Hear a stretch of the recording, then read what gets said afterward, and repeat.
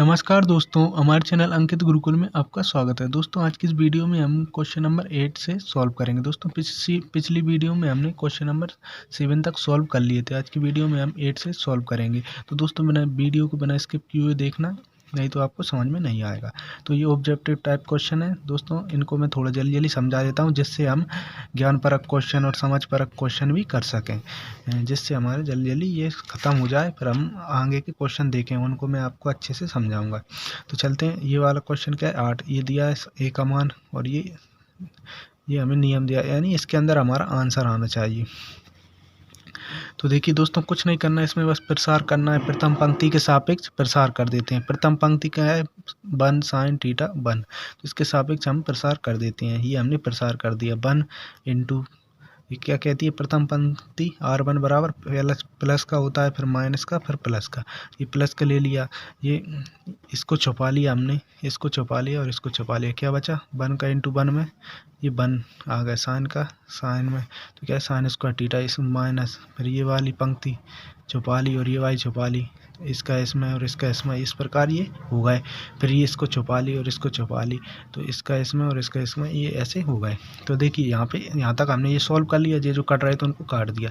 तो यहाँ पे देखो, इस साइन स्क्वायर थीटा, ये साइन स्क्वायर थीटा, इनमें से एक को कॉमन ले लिया, ये ले लिया, और ये प्लस के 1 को कॉमन ले, 1 1 2 हो गए, और यहाँ से एक ये चला गया तो यहाँ पे भी 1 आ गया, और एक ये यहाँ पे आ गया, तो ये हो गया 2 1 प्लस साइन स्क्वायर थीटा। तो देखिए दोस्तों, हमें क्या लेना है, 2 पाई से ज़्यादा नहीं होना चाहिए, बराबर हो जाए या कम हो जाए। तो देखिए साइन 90 का मान कितना होता है, 1। तो देखिए दोस्तों, हमें क्या लेना है, 1 अधिकतम हो जाएगा, और 1 से कम लेंगे 1 और 0, हमने 0 ले ली, साइन का मान 1 ले लिया, और एक यहाँ पे 0 ले ली, तो 1 ले लिया, तो ये इसको सॉल्व किया तो क्या आ गया, 4, अधिकतम मान 4 आ गया, और ये लोएस्ट यानी न्यूनतम मान, न्यूनतम 0 ले ली, तो न्यूनतम मान 2 आ गया। तो हमारा क्या आंसर हो जाएगा, आंसर DET ए सारणक ए बराबर 2,3, समुच्चय 2,4, ये हमारा आंसर आ गया। तो आपको ये समझ में आ गया होगा। चलते हैं अगले क्वेश्चन पे। अगला क्वेश्चन, यदि ए और बी दो व्युत्क्रमणीय अवयव हैं तब ए इंटू बी इनवर्स का मान होगा। तो दोस्तों इसका मान कुछ नहीं है, इसमें ए का मान इस इनवर्स, ए इंटू बी का इनवर्स होता है ना इसमें, तो क्या करते हैं, संख्या को पलट देते हैं, यानी बी इंटू ए का इनवर्स हो जाएगा। यानी जैसे ए इनवर्स बी है, ए बी का इनवर्स है, तो कुछ नहीं करना, बी इनवर्स और ए इनवर्स कर देना, यानी इनका पलट हो जाता है, यानी इधर का इधर आ जाएगा और इनवर्स चढ़ जाएगा। दोनों पे कोष्टक के बाहर इनवर्स लगा, यानी दोनों पे इनवर्स है, तो इनको अलग अलग कर देते हैं इनवर्स को, इसमें कुछ नहीं है बस। अगला क्वेश्चन है 10, मान लीजिए, मान ज्ञात करो, ये हमें मान दिया है, इसका मान ज्ञात करना है। कुछ नहीं करना है, इसमें त्रिय गुणा करना है, इधर का इधर और इधर का इधर, कुछ नहीं करना। देखो, इसका इंटू इसमें कर दिया, इसका इंटू इसमें कर दिया, ये मैंने इंटू कर दिया, बीच में माइनस का चिन्ह लगता ही है, जब हम त्रिय गुणा करते हैं तो बीच में माइनस का चिन्ह लगता है, ये माइनस का चिन्ह लग गया, इधर का इधर सॉल्व कर लिया, तो ये cos a प्लस बी का यहाँ पे सूत्र लग गया। क्या सूत्र लग गया, cos a plus b, cos a into cos b minus sine a into sine b. तो देखिए दोस्तों, यहाँ पे इनके हमने जो इंटू किए थे, cos a into cos b, तो देखिए cos a और cos b के मान क्या है, 15 प्लस 75, ये 15, ये हमने त्रिक गुणा किया था इधर का इधर, ये 15 प्लस ये 75, और ये cos sine a plus sine b, 75 और ये 15, इन दोनों को मिला के कितना हो गया, ये हमारा इन दोनों को जोड़ दिया तो क्या हो गया, cos 90 डिग्री। तो ये cos 90 डिग्री का क्या आता है, 0 आंसर आता है, cos 90 डिग्री बराबर 0 होता है। तो ये बिल्कुल इजी क्वेश्चन था, इसको आपको समझ में आ ही गया, cos 90 डिग्री बराबर 0।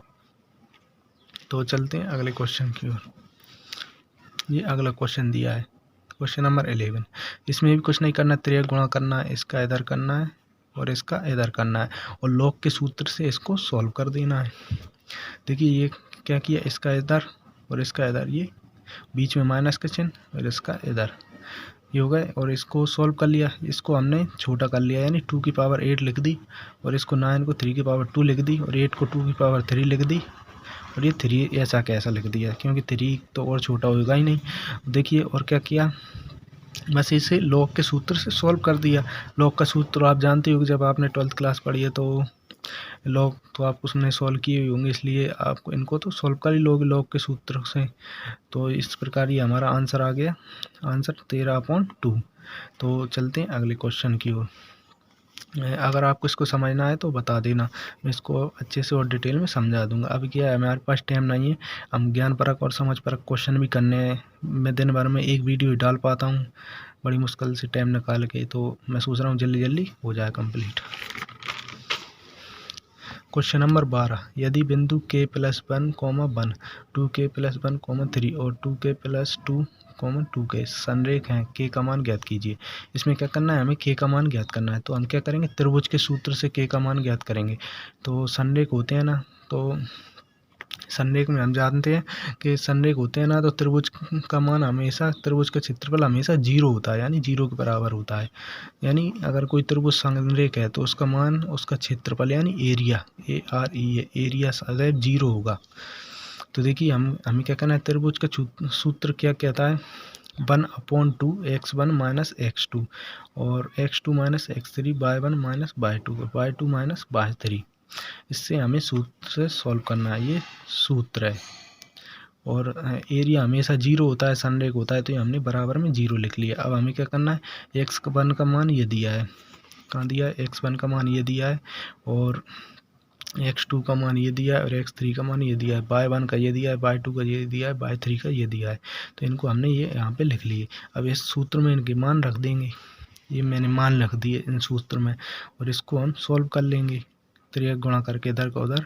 और ये 1/2 है, इससे हमें कोई मतलब नहीं है, इसको बाहर रहने दो। इसका 0 में इंटू हो जाएगा तो ये 0 हो जाएगा, ये बराबर में 0 चली रही है। इनका 3 गुणा हो गया, k का इसमें और इसका इसमें, यहाँ पे ये बराबर में 0। इसको सॉल्व किया तो 2k² minus 3k minus k बराबर 0। इसको हमने सीधाचार्य विधि से सॉल्व कर दिया, k बराबर 3 प्लस माइनस √35/4 बराबर 0। ये हमारा आंसर आ गया।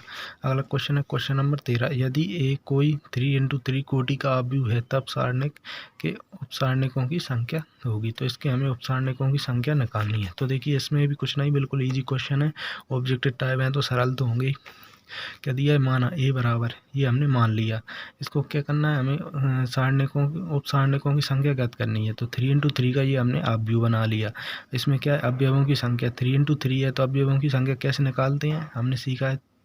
3×3 का अवयव है तो 3×9, ऐसे 4×4 का होता तो 16, और 8×8 का भी होता तो 64 हो जाते। इसी प्रकार हम इसकी अवयवों की संख्या निकाल लेते हैं। अब हमें क्या निकालना है, उपसारणिकों की संख्या। तो उपसारणिकों की संख्या, जितनी अवयवों की संख्या होती है उतनी उपसारणिकों की संख्या होती है। क्या होती है, 9। यानी ये हमने कैसे निकाला, प्रसार करके। अगर हम इसका प्रसार करेंगे ना तो हमें 9 आंसर आ जाएगा। तो ये वाला हो गया। चलते हैं अब क्वेश्चन नंबर 14 पे, यदि a और b 3×3 के अवयव हैं तब a बराबर, a सारणिक ऑफ a बराबर 5 और सारणिक ऑफ b बराबर 3, तब सारणिक 3ab का मान ज्ञात कीजिए। तो क्या करना है, हमें सारणिक 3ab का मान करना है। इसमें भी कुछ नहीं है, सारणिक a का मान जो हमने लिख दिया, सारणिक b का यहाँ पे लिख दिया। सारणिक 3ab निकालना है तो 3 पे होल स्क्वायर, होल क्यूब, और सारणिक a इंटू सारणिक b, ये सूत्र होता है। इस सूत्र से हम इसको सॉल्व करते हैं। तो देखिए 3 होल क्यूब, तो क्या होगा 27, इंटू a का मान क्या है 5 और b का मान क्या है 3। तो इसको हमने सॉल्व किया तो 405, ये हमारा आंसर आ गया। इसको आपको याद रखना पड़ेगा, 3 क्यूब सारणिक a इंटू सारणिक b। तो इसमें हमको मान रख देंगे तो हमारा आंसर आ जाएगा। अगला है, केवल वर्ग अवयव की सारणिक कहलाती हैं। तो ये सत्य है, ये वाले सत्य वाले क्वेश्चन है। पहला 15वां सत्य है, यदि एक पंक्ति या स्तंभ के अवयवों को अन्य पंक्ति या स्तंभ के सेकंड से गुणा किया जाए तो उनका योग होगा, योग शून्य होता है, तो उनका योग शून्य होता है। ये हमारा सत्य है।